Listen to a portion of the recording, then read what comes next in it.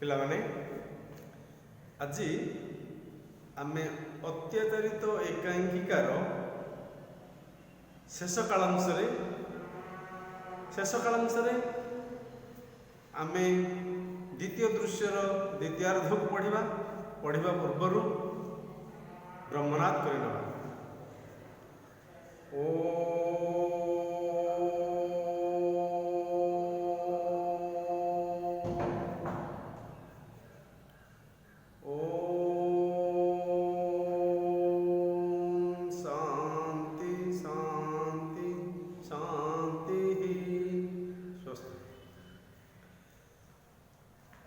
एकांकिकार अत्याचारित एकांकिकार प्रथम दृश्य आम किसी संघ विषय पढ़ुले से संघ गुड़िक है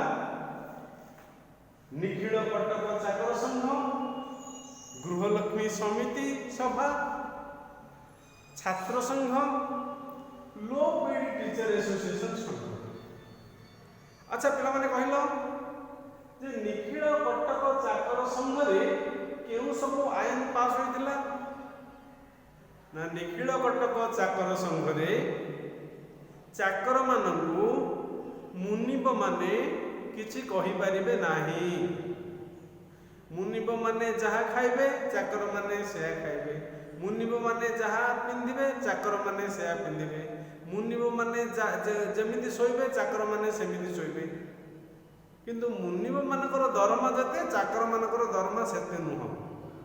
आउ चाकर मानक जदि घर बाहर करदेवा इच्छा करेंगे ताले निखिल कटक चाकर संघर सेक्रेटरी सहित सेक्रेटरी पाखकू दरखास्त लिखि सहित कथबार्ता है से अनुसंधान करेंगे तापर गोटे चाकर को घर बाहर कर दिया। अनेक आईन सब पास होती चाकर संघ। द्वितीय संघटी हूँ गृहलक्ष्मी समितिर सभा। ये गृहलक्ष्मी समितिर सभा सभार बनमाला देवी होउछंती सभानेत्री। सेठी कौन घर पर उपयुक्त गृहिणी गढ़ा से संघर कार्य। बनमाला देवी से संघर सभानेत्री। पुणी छात्र संघ रे केउ सब आईन पास होइछि ना? छात्र संघ रे एमिति सब आईन पास होइछि जे अभिभावक माने छात्र मानकर स्वाधीनता उपरे हस्तक्षेप करि पारिबे नाही। छात्र माने सबु विषय रे फेल हेले मध्य सेमानकु सेट अप कर दिया जिवो, अर्थात ऊपर क्लास को उठेई दिया जिवो।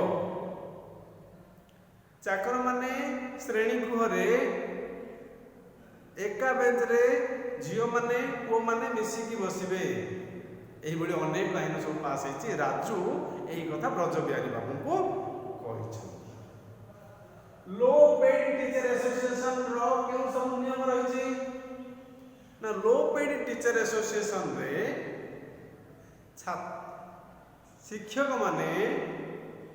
शिक्षक मानकू मास्टरे बोली डाकी पारिबो नाही। मास्टरे बोली डाकिबा एक अवज्ञा सूचक संबोधन। सेथिपाई मास्टर बाबू बोली डाकिबो। आउरी कौन से ओलिके 6टा करे ट्यूशन करेंगे, गोटे गोटे जगह 50 मिनिट। यही भाव में लो पेड टीचर एसोसिएशन सबू नियम रही। असल कथाटी आउ गोटे कथा रहीगला। से असल कथाटी हूँ द्वितीय दृश्यर संघटी। से द्वितीय दृश्यर संघटी हूँ अत्याचारित स्वामी संघ। अत्याचारित स्वामी संघ आमर एकांकिकार शीर्षक एकांकिकार नाम हूँ अत्याचारित। से अत्याचारित स्वामी संघटे गढ़ा होती। अत्याचारित स्वामी माने जाउछंती, सेमानकर द्वारस्थ होउछंती। से केमिति सेमान निसंग जीवन रु मुक्ति पाइबे सेथिपाई चेष्टा करछंती। एही बोली भाव में आम द्वितीय दृश्यर प्रथमार्ध पढ़ी। प्रथमार्धरे ब्रज बिहारी बाबू को शिवराम बाबू अनेक प्रश्न पचारि। क्यों भली भाव में शिवराम बाबू प्रश्न पचारि, ब्रज बिहारी बाबू केड़े सुंदर सुंदर उत्तर देइछंती। एही भली अनेक उत्तर भितर आम लक्ष्य करूँ जे ब्रजबिहारी बाबू केमिति अत्याचारित होइचंती काहा द्वारा अत्याचारित तांको स्त्रीଙ୍କ द्वारा अत्याचारित हेले एठी लिखिछि मु अत्याचारित स्वामी हेउचंती ब्रजबिहारी बाबू ओ अनारी बाबू द्वितीय दृश्य रे आमे दुई जण अत्याचारित स्वामी को भेटिबा से हेउचंती ब्रजबिहारी बाबू आ अनारी बाबू एमाने तांको स्त्री मानक द्वारा अत्याचारित होइछंती ब्रजबिहारी चाकरी जीवन में समय पाइना स्त्री सुख बांटा चाकरी जीवन सब समय से जेहेतु डेपुटी थिले सब समय बहुत काम बेले बेले बन्यांचल को परिदर्शन में पड़े जाती अधिक दिन आसीपारती ऑफिस रे काम करती समय पाते स्त्री को केवे सिनेमा देखई दियंते तमे अति सुंदरी बोली केवे कहिबार जानते यही हेबा जो से स्त्री द्वारा अत्याचारित होती स्त्री मन में असंतोष बढ़ी जदि स्त्री पाखरे जदि रहिबनी भल मंद बुझीबनी ताहले असंतोष बढ़िबो स्त्री मन में असंतोष बढ़ी ब्रजबिहारी बाबू निसंग जीवन मुक्ति पाइबा विभिन्न संगठन द्वारस्थ होती निसंग जीवन एकुटिया जीवन प्रथम दृश्य लक्ष्य कर पिलामाने ब्रजबिहारी बाबू जिते आसी बैठक खाना बसती ड्रॉइंग रूम में बसती से प्रथम आसिले चाकर को डाकिले चाकर आसिले संघ कथा कहीदे पलैगले द्वितीय बनमाला देवी आसिले सी गृहलक्ष्मी समितिर सभा को पलैगले तृतीय राजू आसिला तार बेखातिर मनोभाव चतुर्थ टीचर आसिले शिक्षक आसिले सी पलैगले शेष को बाकी रहिले ब्रजबिहारी बाबू तांकर छोट पुओ दुईटी बुलु आ टुलु एहिभଳି भावरे निसंग जीवन मुक्ति पाइबा ब्रजबिहारी बाबू अत्याचारित स्वामी संघर द्वारस्थ होइछन्ति अत्याचारित स्वामी संघटी गढ़ाई से विनोद बाबू थिले गोटे ऑफिस से ऑफिस रे टंगा हिची गोटे पट्टा से पट्टा रे लिखा अत्याचारित स्वामी संघ अत्याचारित स्वामी संघर द्वारस्थ होई जिते बड़े ब्रजबिहारी बाबू पहुंचती से बेले विनोद बाबू शिवराम बाबू को डाकी दी शिवराम बाबू अनेक प्रश्न पचार के भाव में सी स्त्री को व्यवहार कर भाव में सी स्त्री कथा बुझुंट एमती अनेक कथा पचारि तापरठू पढ़ा लक्ष्य कर पिला ब्रज कहते जिते शिवराम बाबू कहते जे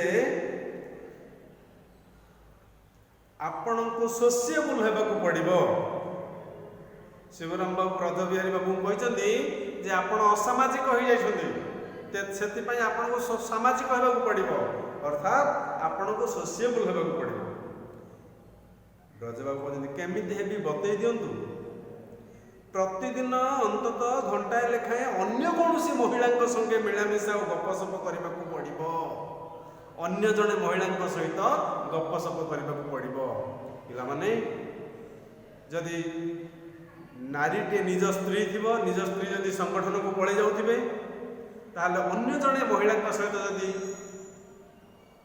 मिछ मिछ बाहाना करिवो ताहले निश्चित भाव में निज स्त्री निज पाखक आसीज एही भली भाव में साइकोलॉजिस्ट माने बुझाती अत्याचारित स्वामी मान को बुझाती देख कौन कहते ब्रजबिहारी बाबू अन्य महिला सहित हाँ ब्रजबाबू मुझे सेमती महिला क्यों पाइबी शिवराम बाबू हसी हसी कहते आहा आपण को से व्यस्त होगा पड़ोनी आम तार व्यवस्था करदेबू आमर गोटे डोमेस्टिक रिहाबिलिटेशन सोसाइटी अर्थात पारिवारिक थैथान समिति अच्छी अत्याचारित स्वामी संघर पट्टा जो झुलुची जो ऑफिस रे शिवराम बाबू विनोद बाबू अच्छा गोटे पारिवारिक थैथान समिति अच्छी ब्रजबाबू पचार कौन रेफ्यूजी रिहाबिलिटेशन भाई शिवराम बाबू कहते हाँ अत्याचारित स्वामी मानू सपरिवार शांति श्रृंखला आने दिगरे यही समिति कार्य करे एथिरे बहु भद्र महिला सभ्य अच्छा जो स्वामी माने अत्याचारित से सामाजिक करने एमाने साहाय्य करते से चित्ताकर्षक व्यवहार द्वारा मुग्ध करे जो भद्र महिला माने सभ्य अच्छा जो परिवार थैथान समिति भद्र महिला माने सभ्य अच्छा से अत्याचारित स्वामी मानू सोसिएबल करूछन्ति सामाजिक करूछन्ति सेमाने कोड असामाजिक होई जाइछन्ति सामाजिक करबा पई से भद्र महिला माने सेमानकर चित्ताकर्षक व्यवहार द्वारा सेमानकु मुग्ध करी सोसिएबल करूछन्ति सामाजिक करूछन्ति ब्रजबिहारी बाबू कहउछन्ति किंतु अत्याचारित स्वामी मानकर चित्त को आकर्षण कला परे जदि सतको सत सेमानकु सशरीरे आकर्षण करंती सेगुरा से भय करंतुनी अति विशिष्ट भद्र महिला समाज रे पारिवारिक सुस्थता और सुख फेरे आनिबा दिगरे व्रती होई एमाने कार्य करछन्ती सेही भली भावना आनिबा उचित नुहे सेमाने सशरीरे आकर्षण करिवे नाही कारण सेमाने भद्र महिला केवल पारिवारिक सुस्थता और सुख फेरे आनिबा पई सेमाने कार्य करछन्ती सतको सत सेमाने बाहा हेबेनी ब्रजबाबू कहछन्ती बेस मते तेबे सामाजिक करबाकू चेष्टा करंतु वर्तमान ब्रजबिहारी बाबू राजी गले ताकू सामाजिक करबाकू चेष्टा करिवे तापरे शिवराम बाबू कहछन्ती मुंड उठे आपण संध्या बेले आसंतु सब व्यवस्था कर दिया जिवो हे नियंतु रसीदटा 100 टका देइथिले से रसीदटा नेले संध्या बेले आसीबे संध्या बेले आसीले ताको पई व्यवस्था करा जिवो केमिति से सामाजिक हेबे ब्रजबाबू रसीदटा नै हो जाउछि संध्या रे आसीबे प्रस्थान कला बेले प्रवेश कले अनादि बाबू तांकु देखि अरे अनादि बाबू जे बहुत दिन पर देखा कौन सब भल तो जेतबेले फेरुथिले मंच उपरु ब्रजबिहारी बाबू अनादि बाबू को देखा हले अनादि बाबू को देखाई कहउछन्ती अरे अनादि बाबू तो सब भल तो साधारणतः आमे हमर बहु परिचित बहुत आगुरु परिचित होइतबा कोनोसी भद्र व्यक्ति को देखिले भाई भल तो जेमिति पचारि दे थाउ सेही बडी ब्रजबिहारी बाबू अनादि बाबू को पचारुछन्ती कोन सब भल तो मु कहिछि जे एठी अन्य पक्ष अन्य पक्ष अनादि बाबू तांको स्त्री को अत्यधिक जत्न नेउथबा बेले स्त्री को उपेक्षा तांको पई असह्य होई पड़िछि चिंता कर पिला माने ब्रजबिहारी बाबू चाकरी जीवन रे समय पाइनांती स्त्री को सह सुख बांटिबाकू सेति पई स्त्री को मन रे असंतोष पड़िछि अनादि बाबू तांको स्त्री को अत्यधिक जत्न नेउथबा बेले स्त्री को उपेक्षा तांको पई असह्य होई पड़िछि जड़े समय पाऊनाती जड़े अत्यधिक जत्न नौछन अनादि बाबू तांको स्त्रींकर अत्यधिक जत्न नौथिले मध्य तांको स्त्री तांको उपेक्षा करछन्ती सेति पई से अत्याचारित स्वामी केमिति भाबरे ब्रजबिहारी बाबू अत्याचारित स्वामी केमिति भाबरे अनादि बाबू अत्याचारित स्वामी सेटा आमे देखिबा अनादि कहछि भल आ कोन ब्रज बाबू नाना रकमर दुश्चिंता ससंकोच ब्रजबाबू कहले संकोच सहकारे आपण भी मोर भली जने अत्याचारित स्वामी शिवराम बाबू हसुछन्ती हो आज्ञा आपण को भली शिवराम बाबू कहले हां आपण को भली अनादि बाबू मध्य जने अत्याचारित स्वामी ब्रजबाबू कहले आपण भी मोर भली असामाजिक स्त्री को प्रति यथेष्ट दृष्टि दे पारि नाहंती निश्चय ब्रजबाबू कहते स्त्री को प्रति आपण दृष्टि दे पारि नाहंती सेति पे आपण मो भली असामाजिक अनादि बाबू ता नुहे आज्ञा ता नुहे बरम अति बेसी मात्रा रे दृष्टि देबारु मो स्त्री मो ऊपर अत्याचार आरंभ कर दैछन्ती अत्यधिक दृष्टि देबारु तांको स्त्री तांको ऊपर अधिक उपेक्षा करुछन्ती अत्याचार करुछन्ती देखो ब्रजबाबू कहते ए एमिति भी हुए आश्चर्य होइछन्ती ब्रजबाबू अनादि बाबू कहते हुए जेते बेले जा दरकार सब जोगाई देली साड़ी गाड़ी बाड़ी माने घर ए गाड़ी आ बाड़ी पिछा खर्च कली 80,000 खाली स्त्री को संतुष्ट करबा पई स्त्री को संतुष्ट करबा पई अनादि बाबू अत्यधिक जत्न नउछथि अत्यधिक जत्न नेबाकू स्त्री तांको उपेक्षा कले स्त्री को पई साड़ी किनिले गाड़ी किनिले बाड़ी कले घर कले हेले गाड़ी आ बाड़ी पिछा 80,000 टका खर्च कले खाली स्त्री को संतुष्ट करबा पई तापर कोन हला देखो ब्रजबाबू ताहाल तो से आपन को खूब भल पाइबा कथा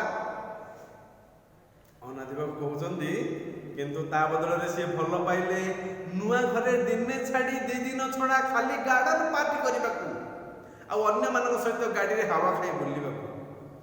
ଚିନ୍ତା କରିପାରୁଛୁ ଅନାଦି ବାବୁ କେମିତି ଡାଇଲଗ କହୁଛନ୍ତି।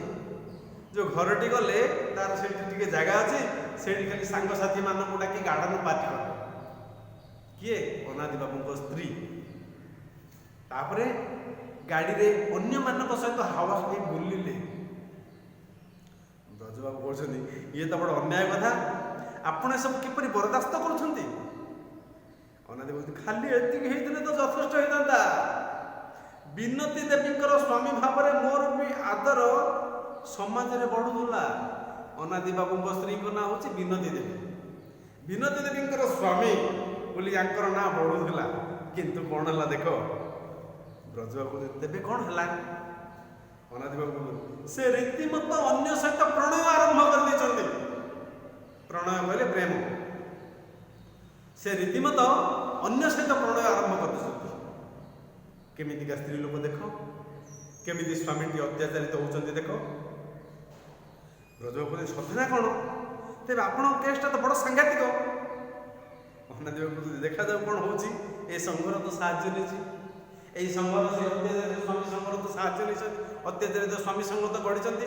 সে ব্রজবিহারী বাবু যেମିତି শিবরাম বাবুଙ୍କ সঙ্গে কଥାবার্ତ୍তা কলে সেମିତି অনাଦି বাবু ମଧ୍ୟ କଥାବାର୍ତ୍ତା କରିବେ। ସଂଘର ସାହାଯ୍ୟ ନେଇଛନ୍ତି। ଦେଖାଯାଉ କ'ଣ ହେଉଛି। ବିନୋଦ ବାବୁଙ୍କୁ ଯାଇ କ'ଣ ବିନୋଦ ବାବୁ ଆଜି ସନ୍ଧ୍ୟାରେ ମୁଁ ସମିତିକି ଆସିବି ତ? ବିନୋଦ ବାବୁ କହୁଛନ୍ତି ହଁ ନିଶ୍ଚୟ ନିଶ୍ଚୟ, ଆପଣଙ୍କ ଭଳି ଲୋକମାନଙ୍କ ପାଇଁ ଏ ସଂଘ ଗଢ଼ା ହେଉଛି। ଆଉ ପଚାରୁଛନ୍ତି କ'ଣ? ସନ୍ଧ୍ୟାବେଳକୁ ଆସିବେ ବ୍ରଜବାବୁ। ବ୍ରଜବାବୁ କହୁଛନ୍ତି ଆଚ୍ଛା ସଂଘ ଏ ଦିଗରେ ଆପଣଙ୍କୁ କି ସାହାଯ୍ୟ କରିବ? ଅନାଦି ବାବୁ କହୁଛନ୍ତି ମୋ ସ୍ତ୍ରୀକୁ ଦେଖେଇ ଦେଖେଇ ଅନ୍ୟ ନାରୀମାନଙ୍କ ସହିତ ଖୁବ୍ ମିଳାମିଶା କରିବି, ସେମାନଙ୍କ ସହିତ ପ୍ରଣୟ ଅଭିନୟ କରିବି। ଅନାଦି ବାବୁ କ'ଣ କରିବେ? ତାଙ୍କ ସ୍ତ୍ରୀକୁ ଦେଖେଇଲା ଭଳି ଅନ୍ୟ ନାରୀ ସହିତ ପ୍ରଣୟ ଅଭିନୟ କରିବେ, ମିଳାମିଶା କରିବେ। ତାପରେ ଯାଇ ତାଙ୍କ ସ୍ତ୍ରୀ ତାଙ୍କୁ ଭଲ ପାଇବେ। ବ୍ରଜବାବୁ ଓ ବୁଝିଗଲି। କିନ୍ତୁ ଗୋଟାଏ କଥା, ପ୍ରଣୟର ଏଇ ଅଭିନୟଟା ଯଦି ସତ୍ୟରେ ପରିଣତ ହୁଏ। ବିନୋଦ ବାବୁ ଟିକେ ବିରକ୍ତି ସୁଯୋଗ ଭଙ୍ଗୀରେ ଆପଣ ବାରମ୍ବାର ସେଇ କଥା କହୁଛନ୍ତି। ଆପଣମାନେ ଅତି ଗଣ୍ୟମାନ୍ୟ ବ୍ୟକ୍ତି ଏବଂ ସଭା ସମିତିର ସଭ୍ୟମାନେ ମଧ୍ୟ ଅତି ଗଣ୍ୟମାନ୍ୟ। ତେଣୁ କୌଣସି ଦୁର୍ଘଟଣା ଘଟିବାର ଆଶଙ୍କା ନାହିଁ। ସଂଘର ସାଧୁ ଉଦ୍ଦେଶ୍ୟ ବିଷୟରେ କୌଣସି ସନ୍ଦେହ ଆପଣଙ୍କ ଭଳି ଲୋକର ରହିବା ଉଚିତ ନୁହେଁ। ସଂଘର ଯେଉଁ ସାଧୁ ଉଦ୍ଦେଶ୍ୟ ଅଛି ସେ ସାଧୁ ଉଦ୍ଦେଶ୍ୟ ପାଖରେ କୌଣସି ପ୍ରକାର ସନ୍ଦେହ ରହିବା ଉଚିତ ନୁହେଁ। ଭଦ୍ର ମହିଳା ସହିତ ଭଦ୍ର ବ୍ୟକ୍ତି କଥା ହେବେ, ପ୍ରଣୟ ଅଭିନୟ କରିବେ ତାଙ୍କ ସ୍ତ୍ରୀ ଦେଖିଲା ଭଳି, ତେବେ ଯାଇ ତାଙ୍କ ସ୍ତ୍ରୀ ନିଜର ହେବେ। ଏହିଭଳି ଭାବରେ ଅନାଦି ବାବୁ ବ୍ରଜବାବୁଙ୍କୁ କହିଛନ୍ତି। ବ୍ରଜବାବୁ କହୁଛନ୍ତି କ୍ଷମା କରିବେ, ମୁଁ ଖାଲି ଦୁର୍ଘଟଣା କଥା କହୁଥିଲି। ହଉ ଅନାଦି ବାବୁ ମୁଁ ତେବେ ଆସେ। ଏତିକି କହି ବ୍ରଜବାବୁ ବାହାରିଗଲା ବେଳକୁ ହଠାତ୍ ଝଡ଼ ବେଗରେ ବନମାଳା ଦେବୀଙ୍କର ପ୍ରବେଶ। ବ୍ରଜବାବୁ ଚମକି ଠିଆ ହେଲେ। ବନମାଳା ଦେବୀ ମଧ୍ୟ ତାଙ୍କୁ ବିସ୍ମିତ ନେତ୍ରରେ ଚାହିଁଲେ। କେଉଁଠିକି ଆସିଲେ? ସେଇ ଅଫିସକୁ। ଭଦ୍ର ମହିଳାମାନେ ସଭ୍ୟ ଅଛନ୍ତି, ବନମାଳା ଦେବୀ ମଧ୍ୟ ଜଣେ ସଭ୍ୟ। ଯେତେବେଳେ ବ୍ରଜବାବୁ ପଳେଇ ଯାଉଥିଲେ ସେହି ସମୟରେ ବନମାଳା ଦେବୀ ପହଞ୍ଚିଗଲେ। ଚିନ୍ତା କର ପିଲାମାନେ, ମଞ୍ଚ ଉପରେ ଯେତେବେଳେ ମଞ୍ଚସ୍ଥ ହେଉଛି ଏକାଙ୍କିକାଟି, କଥାବାର୍ତ୍ତା ହେଉଛନ୍ତି କଳାକାରମାନେ ଅର୍ଥାତ୍ ବ୍ରଜବାବୁ ଅନାଦି ବାବୁ। ସେହି ସମୟରେ ପହଞ୍ଚିଗଲେ ବନମାଳା ଦେବୀ। ବନମାଳା ଦେବୀ ପହଞ୍ଚିକି ବିସ୍ମିତ ନେତ୍ରରେ ଚାହିଁଛନ୍ତି ବ୍ରଜବାବୁ। ବିନୋଦ କହୁଛନ୍ତି ଆସନ୍ତୁ ଆସନ୍ତୁ ବନମାଳା ଦେବୀ, ଇଏ ହେଉଛନ୍ତି ଶ୍ରୀ ବ୍ରଜବିହାରୀ ପତି, ଡେପୁଟି ମାଜିଷ୍ଟ୍ରେଟ, ଆଉ ଇଏ ଅନାଦି ବାବୁ, କଟକର ବିଶିଷ୍ଟ ବ୍ୟବସାୟୀ। ବ୍ରଜବାବୁ ଅନାଦି ବାବୁଙ୍କୁ ଚାହିଁ ଆଉ ଇଏ ଶ୍ରୀମତୀ ବନମାଳା ଦେବୀ, ଆମର ପାରିବାରିକ ଥଇଥାନ ସମିତିର ଚେୟାରମ୍ୟାନ୍। ଅନାଦି ବାବୁ ନମସ୍କାର କଲେ, ବନମାଳା ପ୍ରତି ନମସ୍କାର ଜଣାଇଲେ। କିନ୍ତୁ ବ୍ରଜବାବୁ ପୂର୍ବ ପରି ନିଶ୍ଚଳ ରହିଲେ। ସ୍ୱାମୀଟି କ'ଣ ସ୍ତ୍ରୀଙ୍କୁ ନମସ୍କାର କରିବ କି? ବ୍ରଜବାବୁ କ'ଣ ତାଙ୍କ ସ୍ତ୍ରୀ ବନମାଳା ଦେବୀଙ୍କୁ ନମସ୍କାର କରିବେ କି? ବନମାଳା ଦେବୀ ତ ହେଉଛନ୍ତି ଗୃହଲକ୍ଷ୍ମୀ ସମିତିର ସଭାନେତ୍ରୀ, ଆଉ ଏ ପାରିବାରିକ ଥଇଥାନ ସମିତିର ଚେୟାରମ୍ୟାନ୍। ସିଏ ସିନା ଅନାଦି ବାବୁ ସିନା ପ୍ରତି ନମସ୍କାର ଜଣାଇଲେ, କିନ୍ତୁ ବ୍ରଜବାବୁ ପୂର୍ବ ପରି ନିଶ୍ଚଳ ରହିଲେ। ବନମାଳା ରୁଢ଼ କଣ୍ଠରେ ବ୍ରଜବାବୁଙ୍କୁ ଲକ୍ଷ୍ୟ କରି କହୁଛନ୍ତି, ତମେ କାହିଁକି ଏଠି? କେଉଁଠି ନା ଅତ୍ୟାଚାରିତ ସ୍ୱାମୀ ସଂଘ ଅଫିସକୁ। ବନମାଳା ଦେବୀ କହୁଛନ୍ତି, ତମେ କାହିଁକି ଏଇଠି? ବିନୋଦ କହୁଛନ୍ତି, ସେ ଜଣେ ଅତ୍ୟାଚାରିତ ସ୍ୱାମୀ ଆମ ସଂଘର ସାହାଯ୍ୟ ଚାହାନ୍ତି। ବିନୋଦ ବାବୁ ଜାଣିନାହାନ୍ତି ଯେ ବ୍ରଜବିହାରୀ ବାବୁଙ୍କ ସ୍ତ୍ରୀ ବନମାଳା ଦେବୀ ବୋଲି ବିନୋଦ ବାବୁ ଜାଣିନାହାନ୍ତି। ସେଥିପାଇଁ କହୁଛନ୍ତି ସେ ଜଣେ ଅତ୍ୟାଚାରିତ ସ୍ୱାମୀ ଆମ ସଂଘର ସାହାଯ୍ୟ ଚାହାନ୍ତି। ବନମାଳା ତାଚ୍ଛଲ୍ୟ ଭଙ୍ଗୀରେ, ସତେ? ବିନୋଦ କହୁଛନ୍ତି, ଆପଣ ତାଙ୍କୁ ଚିହ୍ନନ୍ତି? ବନମାଳା ଦେବୀ କହୁଛନ୍ତି, ଖୁବ ଭଲ କରି ଚିହ୍ନେ। ମୁଁ ତାଙ୍କୁ ତାଙ୍କ ସ୍ତ୍ରୀ ଅତ୍ୟାଚାରରୁ ମୁକ୍ତ କରିବି। ତାଙ୍କ ଭାର ମୋ ଉପରେ ଛାଡ଼ି ଦିଅନ୍ତୁ। ବ୍ରଜବାବୁଙ୍କର ସ୍ତ୍ରୀର ଅତ୍ୟାଚାରରୁ ବ୍ରଜବାବୁଙ୍କୁ ନିଜେ ବନମାଳା ଦେବୀ ସାହାଯ୍ୟ କରିବେ। ସେ ଭାର ତାଙ୍କ ଉପରେ ଛାଡ଼ି ଦିଅ ବୋଲି କହିଛନ୍ତି। ଏତେ ପର୍ଯ୍ୟନ୍ତ ବିନୋଦ ବାବୁ ଜାଣିନାହାନ୍ତି ଯେ ବ୍ରଜବିହାରୀ ବାବୁଙ୍କ ସ୍ତ୍ରୀ ବନମାଳା ଦେବୀ ବୋଲି। ବିନୋଦ କହୁଛନ୍ତି, ତାହେଲେ ତ ଅତି ଉତ୍ତମ। ବୁଝିଲେ ବ୍ରଜବାବୁ, ଆପଣଙ୍କର ଭାରି ଭଲ ଭାଗ୍ୟ। ସମିତିର ସ୍ୱୟଂ ଚେୟାରମ୍ୟାନ ଆପଣଙ୍କର ଭାର ନେଲେଣି ନା କ'ଣ କହୁଛନ୍ତି? ସ୍ୱୟଂ ଚେୟାରମ୍ୟାନ, ଆମର ସମିତିର ସ୍ୱୟଂ ଚେୟାରମ୍ୟାନ, ପାରିବାରିକ ଥଇଥାନ ସମିତିର ସ୍ୱୟଂ ଚେୟାରମ୍ୟାନ ବନମାଳା ଦେବୀ ବ୍ରଜବିହାରୀ ବାବୁଙ୍କର ଦାୟିତ୍ୱ ନେଇଛନ୍ତି।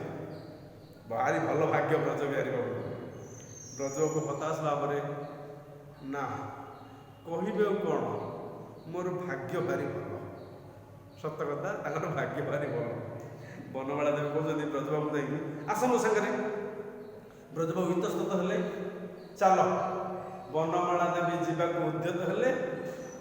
ବନମାଳା ଦେବୀ ଯେତେବେଳେ ଯିବାକୁ ଉଦ୍ୟତ ହେଇଛନ୍ତି, ବ୍ରଜବିହାରୀ ବାବୁ ତାଙ୍କ ପଛେ ପଛେ, ହଉ ଚାଲ। ବିନୋଦ ଓ ଅନାଦିକୁ ଚାହିଁ, ହଉ।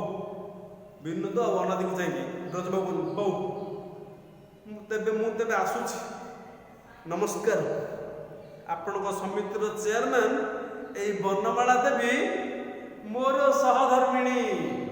ବ୍ରଜବାବୁ କହିଲେ, ଆପଣଙ୍କର ସମିତିର ଚେୟାରମ୍ୟାନ ଏଇ ବନମାଳା ଦେବୀ ମୋର ସହଧର୍ମିଣୀ। ବିନୋଦ ଅନାଦି ବିସ୍ମିତ ହେଇକି, ଏତିକିରେ ଏକାଙ୍କିକାଟି ସରିଯାଇଛି। ଏକାଙ୍କିକାର ଗୋଟିଏ କଥା ଶେଷରେ କହିବାକୁ ଶୁଣିବାକୁ ଚେଷ୍ଟା କର ଯେ ଯଥାର୍ଥରେ ଆମର ବାସ୍ତବ ଜୀବନରେ, ବାସ୍ତବ କହିଲେ ଯାହା କୁହାଯାଏ ରିଏଲ ଲାଇଫ, ବାସ୍ତବ ଜୀବନ ଅର୍ଥ ରିଏଲ ଲାଇଫ।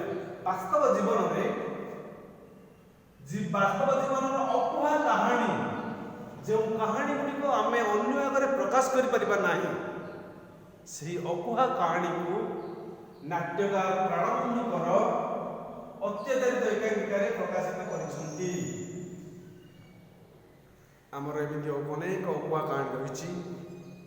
ସମାଜରେ କେବଳ ନାରୀମାନେ ଅତ୍ୟାଚାରିତ ହେଉନାହାନ୍ତି, ନାରୀମାନଙ୍କ ଦ୍ୱାରା ପୁରୁଷମାନେ ମଧ୍ୟ ଅତ୍ୟାଚାରିତ ହେଉଛନ୍ତି।